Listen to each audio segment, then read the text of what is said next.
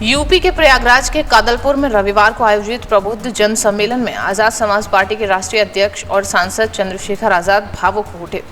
मंच से संबोधन के दौरान उन्होंने कहा, मेरे भाइयों की पीठ पर लाठी पड़ रही है, उन्हें कान पकड़वाए जा रहे हैं। ये कहते हुए वे कुछ पल के लिए रुके, चश्मा उतारा और आंसू पोंछते हुए नजर आए। इसके बाद उनका वीडियो जमकर सोशल मीडिया पर वायरल हो गया। मैं बड़ी पीड़ा में हूं और मैं अपनी भावना को भी नहीं रोक पा रहा।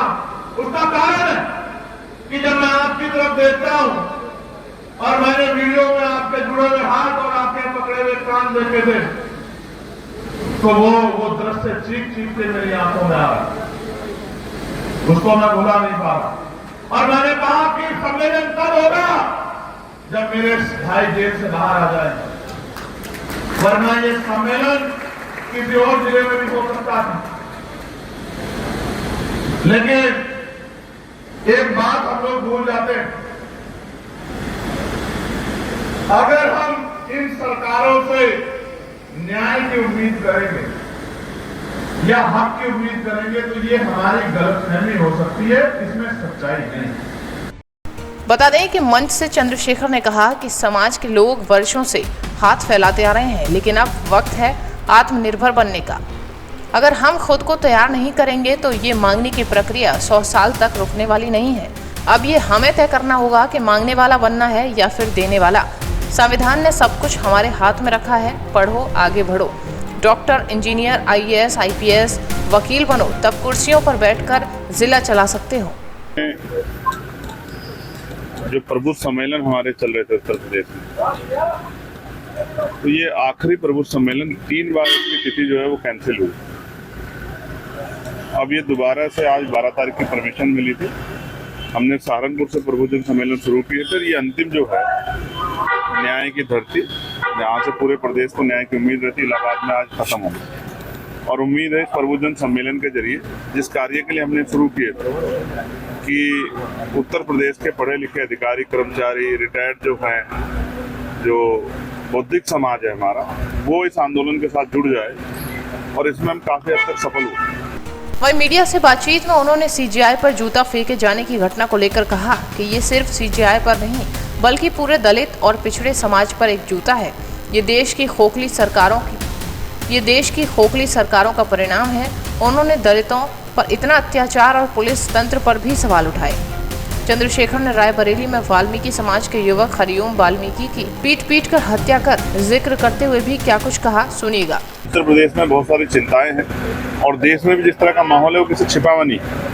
चाहे चीफ जस्टिस ऑफ इंडिया को जूता फेंकना हो, वो जूता चीफ जस्टिस ऑफ इंडिया के ऊपर नहीं पड़ा है, वो पूरे दलित पिछड़े समाज पे, बहुजन समाज के ऊपर पड़ा है। और ये आज की खोखली सरकारों के बड़े बड़े वादों का परिणाम है कि कितना जो है द्वेष की भावना कमजोर वर्गों के प्रति देश की दूसरी विचारधारा के लोगों में, चाहे रायबरेली में हरिओम वाल्मीकि को पीट कर मार देना और उसके साथ ये फाके लगा के हंसना कि हम बाबा के लोग हैं, ये बात इस बात का स्पष्ट उदाहरण है कि दलितों की हैसियत और दलितों की जान उत्तर प्रदेश में सुरक्षित नहीं। और कल जहां मैं गया था, वाई पूरन सिंह जो ADGP रैंक के अधिकारी थे, उन्होंने सुसाइड किया। क्यों सुसाइड किया? क्योंकि उनको झूठे मुकदमे में फंसा के उनको अपमानित करने का प्रयास किया जा रहा। तो हमारा कोई व्यक्ति सुरक्षित तो है नहीं उत्तर प्रदेश और देश में। तो हमें तो अब ये चिंता हो रही है कि कल कहां से कैसे, कौन सी गोली, कौन सी लाठी, कौन सा जूता हमारे सम्मान के ऊपर पड़ेगा और हमारे लोगों को जो संवैधानिक अधिकार मिले उनको कहां से कुचला जाएगा। ये बहुत चिंता का विषय है।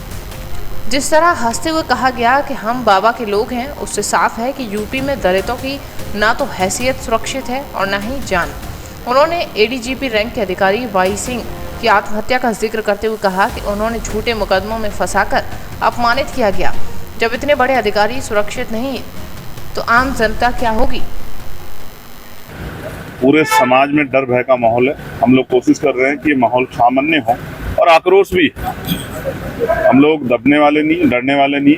हालांकि वो अलग बात है कि हमारे बड़े नेताओं ने ना जाने क्यों अपने आप को कमजोर कर लिया है, सरेंडर कर दिया, लेकिन आजाद समाज पार्टी भीमार भी सरेंडर नहीं करेगी। वहीं चंद्रशेखर ने बिना नाम लिए बसपा सुप्रीमो मायावती पर शेरो शायरी के अंदाज में बात किया। उस नेता पर कब तक करोगे भरोसा जो जालिम को बताता है गरीबों का मसीहा। जो कहता है हम सरकार के आभारी हैं, समझे कि नहीं समझे। तो भीड़ से जवाब आया, समझ गए। इसके बाद उन्होंने कहा कि जब तक मेरे दर्द को कम नहीं कर दोगे तब तक सोआ मत करो। हमारे समाज के लोग डराए जा रहे हैं, लेकिन मैं कहूँगा डरने की कोई ज़रूरत नहीं है। आगे उन्होंने कहा कि जिस सरकार के शासन में रायबरेली में हमारे लोगों को पीटा जा रहा है, सीजेआई पर जूता फेंका जा रहा है और महापुरुषों का अपमान हो रहा है, उसकी तारीफ करना किसी भी तरह उचित नहीं है। उस नेता का पर कब तक करोगे भरोसा? उस नेता पर कब तक करोगे भरोसा जो जालिम को बताता है गरीबों का मसीहा? समझे नहीं समझे? उस नेता पे कब तक करोगे भरोसा जो जालिम को बताता है गरीबों का मसीहा, जो कहता है कि हम सरकार के आभारी हैं, उस सरकार के आभारी हैं जिस सरकार ने हमारे लोगों की खाल खींच ली, जिस सरकार ने हमारे अधिकारी कर्मचारियों को खून के आंसू रोने का काम मंजूर किया, जिस सरकार ने हमारे घरों में बुलडोजर चलाया, जिस सरकार ने हमारी मस्जिदों को, दरगाह को, खानकाहों को, हमारे धार्मिक स्थलों को फतेहपुर में, और अगर कोई आंदोलन करने आया तो लाठियों से पीट के जेल में भेजने का काम किया, जिनके राज में आपके भाई के बदन पर 5-5 गोली चली, खून की होली खेली गई, और जिनके राज में 2 अप्रैल 2018 में हमारे लोगों को पीट पीट कर लाते मार मार कर जेल में बंद कर दिया गया, और नासिर के आंदोलन में माथे पर सर पर गोली चला के मुस्लिम भाइयों का नरसंहार किया गया, उस सरकार को कहते हैं कि बहुत बहुत धन्यवाद।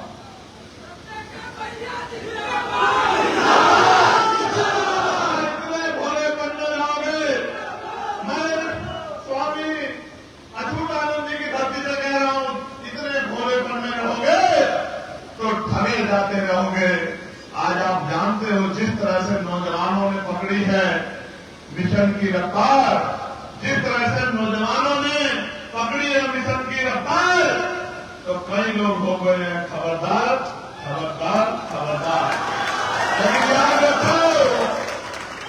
रखो कि आप पुलिस, आप सब लोगों की निगाह, आप सब लोगों की निगाह आपकी तरफ है, आप सब लोगों की निगाह आपकी तरफ है, और लोग ये देख रहे हैं कि भारतीय जनता पार्टी के गुंडा राज से कैसे निजात मिली, कैसे गुंडा राज को खत्म किया जाएगा, कैसे हमारे पढ़े लिखे बच्चों को रोजगार मिलेगा, कैसे कानून व्यवस्था अच्छी होगी, और कैसे हमारे लोगों को स्वाभिमान सम्मान का जीवन मिलेगा। आज ये चैलेंज है हम लोगों के सामने, आप सब लोगों के सामने, और हमें इस चैलेंज को स्वीकार करना है और दिन रात जाके मेहनत करके इस गुंडागर्दी की सरकार को सत्ता से उखाड़ फेंकना। उखाड़ फेंकोगे, उखाड़ फेंकोगे, उखाड़ फेंकोगे, वहीं कार्यक्रम के दौरान चंद्रशेखर ने मंच से महिलाओं से पूछा, क्या यहाँ बैठी किसी माता या बहन ने कभी हवाई यात्रा की है? जब महिलाओं ने नहीं में जवाब दिया तो उन्होंने मायावती पर तंज कसते हुए कहा कि आप तो कभी जहाज में नहीं बैठी और वो आपके नाम पर रोज जहाज में घूमती हैं। हमारी जिंदगी में तो किसी भगवान ने गरीबी, बेबसी, लाचारी लिख दी है, अब तो हम लोग ऐसे ही मरेंगे। मेरे भाइयों, मेरी माएं बैठी, मैं किसी की आलोचना नहीं करना चाहता, लेकिन जितनी माएं यहां बैठी हैं, एक बार हाथ उठा के बता दो कि क्या आपने हवाई जहाज में सफर किया? जिसने किया हो जरा एक बार हाथ उठा के मुझे दिखा, जिसने हवाई जहाज में सफर किया, जिसने किया हो हाथ उठाए, जिसने हवाई जहाज में यात्रा की हो। एक भी महिला ऐसी नहीं है जिसने हवाई जहाज में यात्रा की। हेलीकॉप्टर में तो की होगी, हेलीकॉप्टर में भी की।